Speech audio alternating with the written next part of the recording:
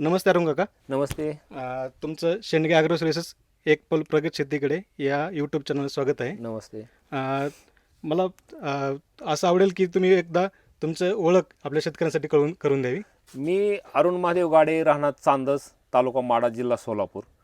मी एक केळी उत्पादक शेतकरी असून माझे आतापर्यंत 10 वर्षाचा केळीमधला अनुभव आहे आणि त्या जोरावर आम्ही हायस्ट आतापर्यंत उत्पन्न बी घेतलेलं आहे. अशी माझी ओळख आहे. बरं. एक केळी लागवड करताना सर्वात प्रथम पहिला मुद्दा की हवामान कोणतं असलं पाहिजे आणि जी जमीन कशी असली पाहिजे केळी लागवडीसाठीची. जमीन केळी लागवडीसाठी निचऱ्याची असली पाहिजे. एकतर चौपाट जमीन केळीसाठी चालत नाही.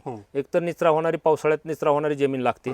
दुसरी गोष्ट, हवामान झालं तर थंडी 10च्या आत थंडी, केळीला 12च्या आत टेम्परेचर नको आहे. एक थंडी जर जास्त प्रमाणात असली तर केळीची वाढ होत नाही. आता ह्या वर्षी खूप वातावरण खराब होतं, त्यामुळं थंडी इतकी पण नको आहे. ओके. आणि जमीन निवडताना कशी निवडली पाहिजे? जमीन ही निचऱ्याचीच निवडली पाहिजे. माळरानावरची काळी असली तरी चालते, पण निचरा होणारी पाहिजे. पावसाळ्यात पाणी धरून असणारी जमीन नको आहे. मी आल्या तुम्हाला आपलं थोडंसं बोलणं झालं होतं, त्यावेळेस तुम्ही म्हणले की मी जमिनीवरच खूप काम केलेलं आहे. जमिनीवर काम म्हणजे कसं झालं, मी 10 वर्ष झालं आज सतत केळी लावतोय. आता माझं केळीवरचं हे 10वं पीक आहे. हे 10 वर्ष म्हणजे गॅप घेत आलो. आता मला वाटतं 7वं 8वं पीक असेल माझे ह्या शेतामध्ये. तर मी प्रत्येक वर्षीचं हायेस्ट उत्पन्न, हायेस्ट रेट घेतलं. तर जमिनीवर काम म्हणजे काय, हे आता माती सतत जर आपण केळीवर केळी घेत गेलो तर केळी येत नाही. त्याच्यासाठी तुम्हाला 2 पिकं केळी, 2 पिकं ऊस घेऊन पुन्हा विश्रांतीला जाऊन नंतरच केळी केली पाहिजे, असं माझं मत आहे. आता काही लोक काय करतात, लगी ऊस मोडला की केळी, केळी मोडला की ऊस, हे काय कामाचं नाही. तर मी आता ही केळी करत असताना मी केळीची 2 सुरुवातीची पिकं घेतली, नंतर मी ऊसाचे 2 घेतली आणि आता पुन्हा नंतर विश्रांती घेऊन केळी लागवड केलेली आहे. आता केळी लागवड करताना म्हणजे सगळ्यात महत्त्वाचं की आपण रोप कुठल्या पद्धतीने निवडलं पाहिजे, कुठल्या व्हरायटीचं निवडलं पाहिजे आणि तुम्ही कुठल्या व्हरायटी वापरतात? आता कसं झालं, मार्केटमध्ये खूप कंपन्या आहेत, पण मी आज 10 वर्ष झालं मी जैनचंच रोप लावतोय आणि जैनमध्येच मी असं हायेस्ट उत्पन्न घेतलेलं आहे. आता खूप लोक कुठल्या पण व्हरायटी लावतात, मी त्याच्यावर कुठल्या कंपनीवरती बोलणार नाही, पण मला हाही तर जैन योग्य वाटले आजपर्यंत 10 वर्षाच्या कालावधीमध्ये. बरोबर. रोप आपण टिश्यू कल्चरचेच वापरतो का आपण कंद लावतो, असं काय? नाही, हे टिश्यू कल्चरचेच वापरले. आतापर्यंत मी कंद कधी लावलेला नाही. टिश्यू कल्चरच्या रोपाचं कंद लावलेलंच नाही कधी? नाही, लावलाच नाही. त्याचा फायदा काय होतो टिश्यू कल्चरचे रोप लावल्यानंतर? नाही, टिश्यू कल्चरचं रोप लावल्यामुळं 2 पिकं अतिशय चांगल्या पद्धतीत येतात आणि एक समान येण होते, एक समान वाढ होती. त्याचा फायदा चांगला होतो. मर कमी होते. सगळ्याच गोष्टीपासून टिश्यू कल्चरचे चांगला फायदा होतो. आता हे जे आपण रोप म्हणजे लावलं प्लांटेशन आहे, तर 2 झाडांमधलं आणि 2 ओळींमधलं अंतर किती असावं? आता काय झालं, गेल्या वर्षी मी एक 3.5 एकराचा प्लॉट होता, दुसरा एक 2.5 एकराचा होता. तर त्याच्यामध्ये माझे 6 दोन्ही पण प्लॉट माझे 6x5 अंतरावर होते. याच्या अगोदर मी 7x5 लावलं होतं, त्याच्यानंतर मी 6x5 लावलं, त्याच्यावर 6x6 लागवड केली. आता नवीनच ही लागवड जी आहे माझी ती 7x4.5 वर मी ही लावलेली आहे. आता ह्याच्यातून मला नवीन मध्येच आज ह्या वर्षी शिकायचं की बाबा ह्याच्यात काय फायदा होतोय. हे आता 7x4.5 अंतर आहे. बरं. याच्यात एकरी किती झाडं बसतात आपल्या? एकरी 6x5ला 1450 बसतात, 7x5ला 1250 बसतात आणि ह्याला आता 1382 बसलेत 7.5ला. बरं. आणि 6x6 केलं तर 1210 बसतात. उन्हाळ्यातली जर लागण असेल तर मग त्याचं डिस्टन्स कसं असलं पाहिजे काय? उन्हाळ्यात जर लागवड करायची झालं, आता जळगावला मी जाऊन आलो मध्ये, तर तिकडं 5x5.5 अशी लागवड असते, 5.5x5.5. तर तिथं खूप टेम्परेचर बी भरपूर असते आणि थंडी पण भरपूर असते. पण आपल्याकडे अजून 7x5च्या पुढं शेतकरी गेला नाही. मी सगळे प्रयोग केलेत. आपल्याकडे लागवड करायची झालं तर एक तर 7.5 योग्य आहे, नसेल तर 6x5च योग्य आहे. मी आता कुठले काही लोक म्हणतात 6x5 सक्सेस होत नाही, पण मला तर अजून कुठली अडचण आलेली नाही. पण 7x5 ही लागवड जी आहे ती टेम्परेचरला खूप त्रासदायक जाते. त्यानंतर पुढचा प्रश्न येतो की पाणी व्यवस्थापन. म्हणजे केळीसाठी पाणी भरपूर लागतं. आपण ड्रीपमधनं 2 लेटर टाकले तर ते पाणी व्यवस्थापन कसं असतं? आता ड्रिपचं कसं आहे, खूप पाण्याचा तुम्ही खूप चांगला प्रश्न विचारला. आज लोकांना केळीला पाणी द्यायचंच अजून समजलं नाही. काय झालंय, भरपूर पाणी आहे म्हणून भरपूर लोक पाणी देतात. ह्या लोकांना पाणी किती द्यायचं अजून केळीला? ह्या थंडीच्या दिवसात ह्या प्लॉटला मी 18 दिवस पाणी 1 टाइम दिलेलं नाही. तुम्हाला खोटं वाटेल, पण 18 दिवस 1 टाइम ह्या प्लॉटला मी पाणी दिलेलं नाही थंडीमध्ये. हे कोणाला खोटं वाटणार नाही. मग हे म्हणणार काहीतरी सांगतात 18 दिवस सलग वालच फिरवला नव्हता, इतकी थंडी होती ह्या वर्षी. आणि आता मी ह्या साईडला 12 तास पाणी देतोय. तेच विचारायचंय मी की डबल ड्रिप टाकले. ह्याच्यामध्ये आतमध्ये प्लॉट मध्ये आलं दिसतंय की पलीकडे साईड ओली आहे आणि अलीकडे साईडने मला कोरडं दिसते. तर हे काय प्रकार होता? हे काय झालंय, आपण डबल सबमेन वापरलेले आहे. डबल सबमेन वापरून आपण डबल लॅटरल वापरले. डबल सबमेन एक साईड आता काय चालू, एक साईड चालू आहे पाणी, एक साईड पूर्ण बंद आहे. हे तिसऱ्या दिवशी नंतर पुन्हा 6व्या दिवशी 5व्या 6व्या दिवशी दुसऱ्या साईडला पाणी येतं आणि एक साईड झाली की दुसऱ्या 6व्या दिवशी दुसऱ्या साईडला भिजतो. त्याच्यामुळे मुळीला सोन वापसा कंडिशन राहतं आणि त्याचा फायदा चांगला होतो. ओके. आणि हे आपण आता मला इथं बॅगा दिसतात, तर असं बॅगा दिसलं की बरेच शेतकरी पाणी सोडून देतील आतमध्ये. ते पण काय झालं, आता तुम्ही चांगला प्रश्न विचारला. आता बऱ्याच शेतकऱ्यांचं काय होतंय, पाणी मुबलक आहे, उन्हाळ्या दिवसात आपल्याला मधनं मोकळे पण भिजवायचे. असे बऱ्याच शेतकऱ्याचा एक संभ्रम असतो की आपल्याला गार करायचे, केळीची भरपूर पाणी गेलं पाहिजे. त्यामुळे लोकांना काय होतं, गडबडून जातात. तर अशा बॅगा मध्ये पाहिजेतच. पाणी जास्त दिलं नाही पाहिजे. बरोबर. म्हणजे आपण बेडवाला असेल तर ठीक आहे, ह्याच्यापेक्षा खाली भिजवायची गरज नाही. हे भिजवण्यानं काय होतंय, मुळीचा ऑक्सिजन पूर्ण बंद होतो. हे आणि ते पॅकच होऊन जातं. त्याच्यामुळे सगळं सर्क्युलेशन होत नाही त्याचं खाली, अजिबात होत नाही. त्याच्यामुळे ते धोकादायक आहे. आता पुढचा प्रश्न असा की खत व्यवस्थापन, म्हणजे खताचा आपण बेसल डोस म्हणा किंवा रेग्युलर तुमचे वॉटर सोल्युबलचे काय डोस असतील, तुम्ही कसं नियोजन असतं त्याचं? एनपीकेचा आणि एनपीकेचा डोस देतो मी. आणि त्याच्यामध्ये मायक्रोन्यूटन झालं तर चिलेटेड मायक्रोन्यूटन देतो बेसळमध्ये. आणि पहिला डोस बेसळ डोस माझा गेल्या वर्षीच्या बागेला मी 28 दिवसात केलता, लवकर केलता. ह्याला तर मी 22 दिवसातच केलाय आता ह्या बागेला. आणि दुसरा बेसळ मी बांधणी, आता लोक किती 3-3.5 महिन्यात बांधणी करते. इतका उशिरा बांधणी करायची गरज नाही. जितकी लवकर तुम्ही बांधणी करचाल तेवढा फायदा होतो. ही मी पहिले बेड केलेले आहेत, बेड करून नंतर बांधणी केलेली आहे केळीची. तर मी ही 65 दिवसात बांधली, खाली तर 57 दिवसात मी बांधणी केली होती. एकतर आपल्या केळीला बागेला फॉस्फरस फार कमी लागतो. फॉस्फरस कमी लागतो अजून कुठल्याही शेतकऱ्याला माहित नाही. बुळीला जास्त लागते पोटॅश. पोटॅश 400 कमीत कमी मिनिमम पर झाड 400 पर्यंत पोटॅश गेला पाहिजे. आणि 250 आता 200 तरी नत्र गेलं पाहिजे, 200 ग्राम तरी. ही नत्र अजून किती द्यायचे लोकांना माहित नाही. लोक सगळ्यात नत्र कमी सोडतात केळीला, म्हणजे युरियाचं प्रमाण खूप कमी देतात. युरिया खूप लागतो केळीसाठी. 3 नंबरला फॉस्फरस लागतोय, 4 नंबरला केळीला कॅल्शियम लागतंय. हे झालं एनपीके मधलं. बरोबर. तुम्ही मायक्रोन्यूटन द्यायचं झालं तर तुम्ही स्पेशल मायक्रोन्यूटन देऊ शकता चिलेटेड मधलं, काही प्रॉब्लेम नाही. पण हे एनपीके मधलाच घटक कुठला जास्त लागतो तर आपला फॉस्फरसच जास्त देतात लोक. हे केंड सोडायची काय ती बंद करत नाही. तर फॉस्फरस फार कमी लागतो, फक्त 70 फॉस्फरस लागतो, 70 ते 80. 70 ते 80 ग्रॅम फॉस्फरस बघा. आणि तुमचं कॅल्शियम गेला पाहिजे 50 पर्यंत. हे अजून लोकांनी त्याच्यावर अभ्यास केला नाही, त्याच्यामुळं आपले भरपूर प्रॉब्लेम येतात. आपण सेंद्रिय खताचा काय वापर करतो? सेंद्रिय खत काय सुद्धा नाही. सुरुवातीला मी शेणखत मोकळ्या रानात टाकून घेतो. मोकळ्या रानातच टाकलं तर फायदा चांगला आहे. तर मोकळ्याच रानात शेणखत टाकलं पाहिजे, पुन्हा टाकण्याचा काही फायदा होऊ शकत नाही. म्हणजे प्लॉटिंग आपलं सुरू करायच्या आधी त्याच्या अगोदरच. बेसल डोस आणि वॉटर सोल्युबल खत, त्यातला रिझल्ट कशात चांगला येतो? दोन्हीची जोड दिली तरी चांगला आहे. वॉटर सोलेबल इतकं काय गरज नाही, पण थोडं त्याला द्यावंच लागते. स्टेजनुसार, म्हणजे स्टेजानुसार द्यावंच लागते. जशी ग्रोइंग स्टेज असेल त्यानुसार द्यावं लागते. बेसल डोसचा चांगला फायदा होतो. आता पुढची गोष्ट असं की पीक संरक्षण, म्हणजे आपले किडी असतील किंवा रोग असतील, तर मग जे ह्याच्यावर जे रोग पडणार आहेत किंवा सिगाटोका असेल किंवा करपा असेल, तर त्याच्या संदर्भात आपण म्हणजे कसे त्याचं प्रोटेक्शन करतो? नाही, सिगाटोकासाठी 1-2 स्प्रे जर वाटलं वातावरण पुढच्या वातावरणावर तर मी घेतो. प्रायझर म्हणून आहे ते घेतो. म्हणजे असे अनेक बुरशीनाशकचं स्प्रे मी देतो त्याच्यावरती. आणि अजून दुसरे कुठले व्हायरल हे असतील रोग पडत असतील तर त्याच्यासाठी काय? नाही, व्हायरल माझे आता काय झालंय, मार्केटमध्ये खूप केळीवरती स्प्रे घेतले जाते, पण माझा स्प्रे 2च झालेत ह्या बागेला. मी 2 स्प्रे शिवाय अतिरिक्त माझा स्प्रे झालेला. मी कधी केळीवरती स्प्रे घेतच नाही. आता भरपूर लोक काय मायक्रोन्यूटन द्या, हे द्या, कॅल्शियम बोरॉनचे स्प्रे द्या, असे भरपूर स्प्रे देतात, पण मी काय फार स्प्रे वर्ण दिलेले नाहीत. वर्ण मी फक्त आळीसाठी 2 स्प्रे कोराजिनचे मारलेत, ह्याच्या व्यतिरिक्त माझं काही नाही वर्ण स्प्रे. आता हे दुसरं पुढचं की आंतरमशागत, म्हणजे पाट्या आतमध्ये जर थोडं तण उगवलं असेल किंवा बाकी त्यासाठी म्हणजे बर देणे असेल, अर्धिंगा पॉप म्हणतो, तर मग ते कधी करतं, कसं त्याचं नियोजन कसं असतं? नाही, ते गरज म्हणजे त्याची गरज काय?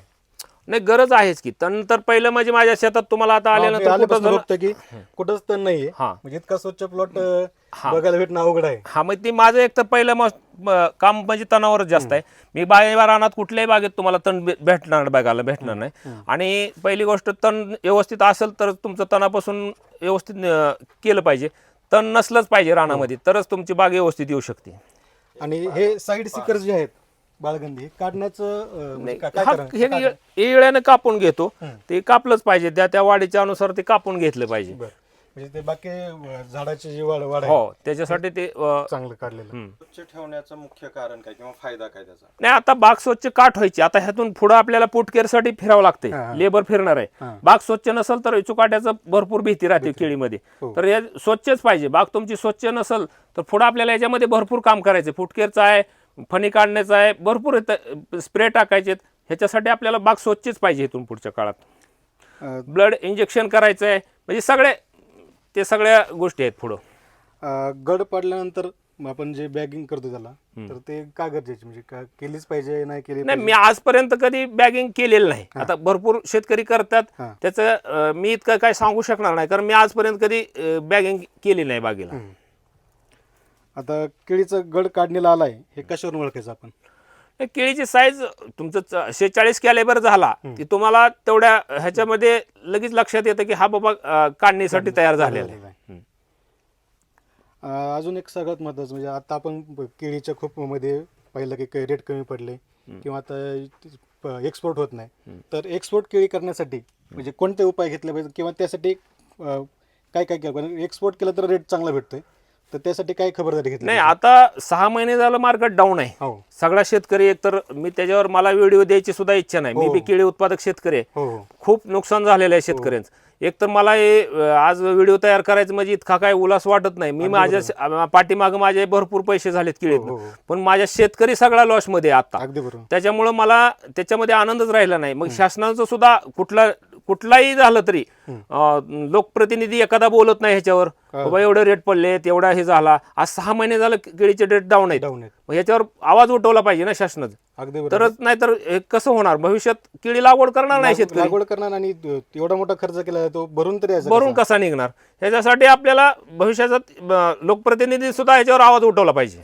आता याच्या संदर्भात मला पुढचा क्वेश्चन विचारायचा की जरी आता एक्सपोर्ट बंद असेल रेट पडले असतील पण तुम्ही केळी उत्पादक शेतकऱ्यांना काय सांगाल की तुम्ही बागा करू नका किंवा पुन्हा लागवड चालू ठेवा? नाही बागा करू नका मी असं बोलणारच नाही. कारण आज जर लागवड केली आता युद्धाचा ज्या सोडून आज युद्धाचा आपल्या कोणाच्या हातात नाही. तो जो लॉस झाला भरपूर शेतकऱ्यांचा त्याच्यासाठी माझ्यासाठी खूप दुःखाची घटना आहे.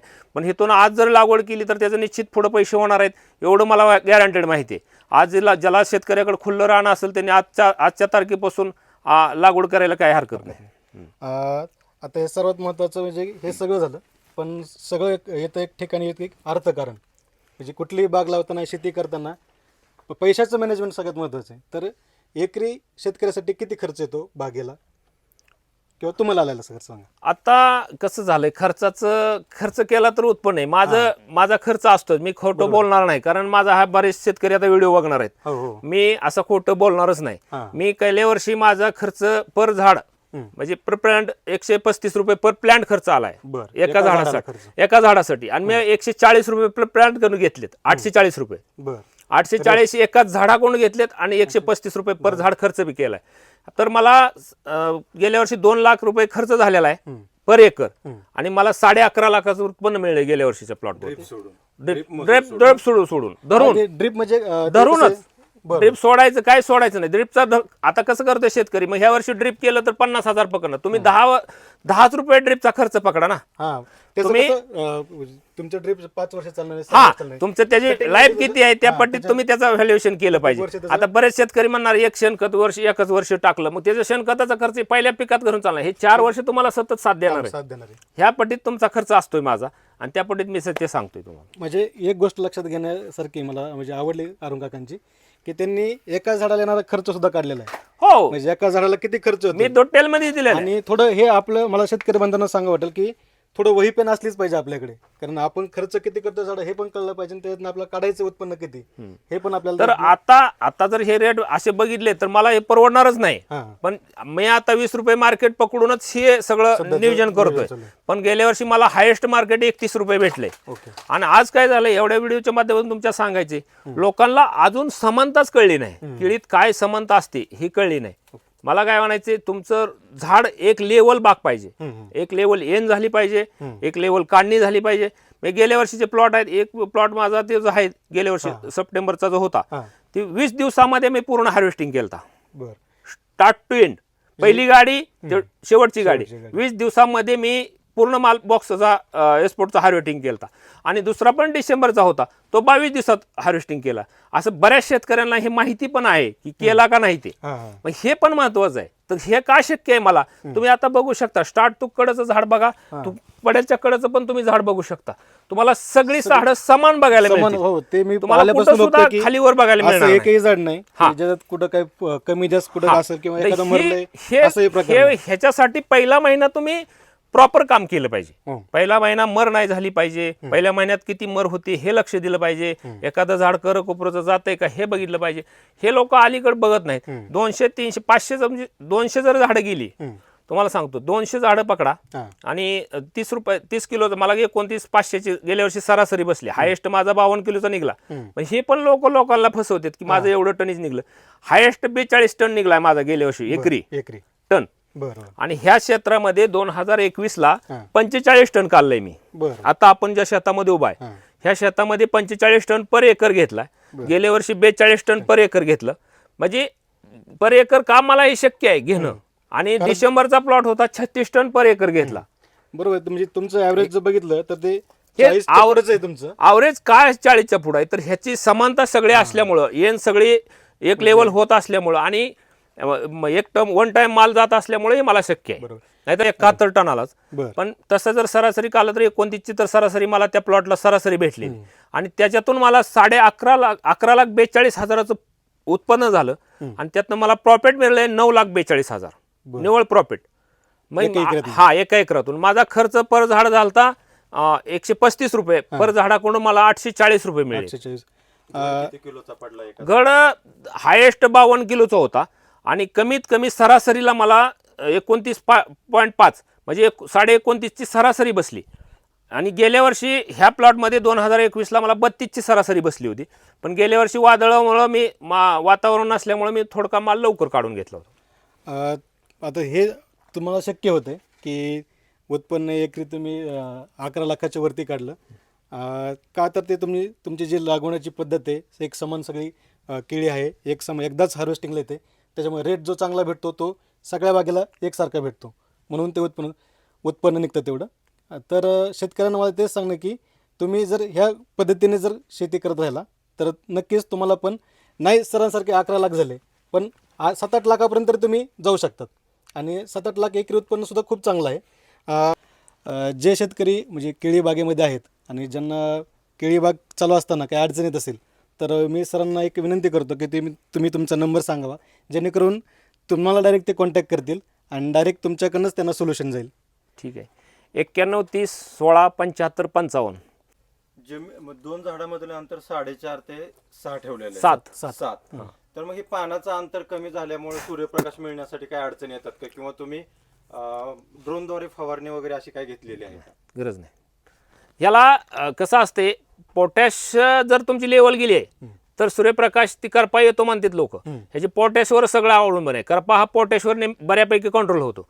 तुमचे पोटॅश जर भरपूर गेलं तर करपा येणारच नाही, प्रश्न येत नाही. 100%. तुमचं आपण जर सुदृढ असलो तर ते आपल्या शरीरातच रोग प्रतिकारशक्ती असली तर काय अडचणच नाही येणार. तसंच झाडात सुद्धा रोग प्रतिकारशक्ती तेवढी पाहिजे, रोग कसेच अटॅक होणार नाहीत. ह्याला मला वरनं तर कधी स्प्रे घेतला नाही अजून, तर याला 6-5ला मी एखादा स्प्रे टाकलाय, पण 7x4.5ला आता मला वाटत नाही याला स्प्रे घ्यावे लागेल, कारण तितका सूर्यप्रकाश वरून येतोय ह्याच्यामध्ये. मला शेवटचा प्रश्न तुम्हाला विचारायचा की महाराष्ट्रातील केळी उत्पादक शेतकरी जे असतील किंवा जे नवीन भागामध्ये केळी आता सध्या लागवड करतायत तर त्यांच्यासाठी तुम्ही काय सल्ला देता? नाही, केळीचं लागवड करायची झालं तर एक तर रान पहिलं चांगल्या पद्धतीचं निवडलं पाहिजे शेतकऱ्यांनी.